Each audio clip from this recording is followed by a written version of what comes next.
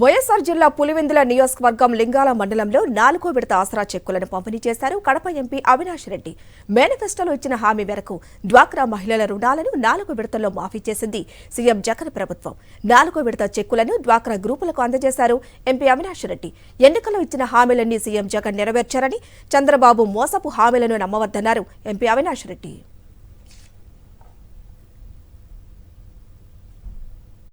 2014లో ఒక పక్క కింద చంద్రబాబు నాయుడు గారి సంతకం, మరో పక్క కింద పవన్ కళ్యాణ్ గారి సంతకం, వీళ్ళిద్దరి సంతకాలతో కూడిన ఎన్నికల మేనిఫెస్టో తీసుకొని 2014లో మన ఇంటికి వచ్చారు, కరపత్రం ఇచ్చారు.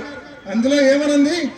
బ్యాంకులో బంగారింటికి రావాలంటే బాబు ముఖ్యమంత్రి కావాలన్నారు, రైతుల రుణాలన్నీ మాఫీ చేయాలంటే బాబు ముఖ్యమంత్రి కావాలన్నారు, డ్వాక్రా రుణాలన్నీ మాఫీ చేయాలంటే బాబు ముఖ్యమంత్రి కావాలన్నారు, ఇంటింటికి ఉద్యోగం ఇవ్వాలంటే బాబు ముఖ్యమంత్రి కావాలన్నారు.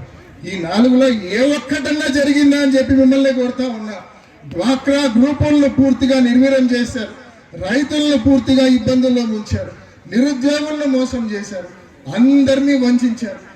కొత్త కొత్త పదాలు, బాబు షూరిటీ, భవిష్యత్తు గ్యారంటీ అంట.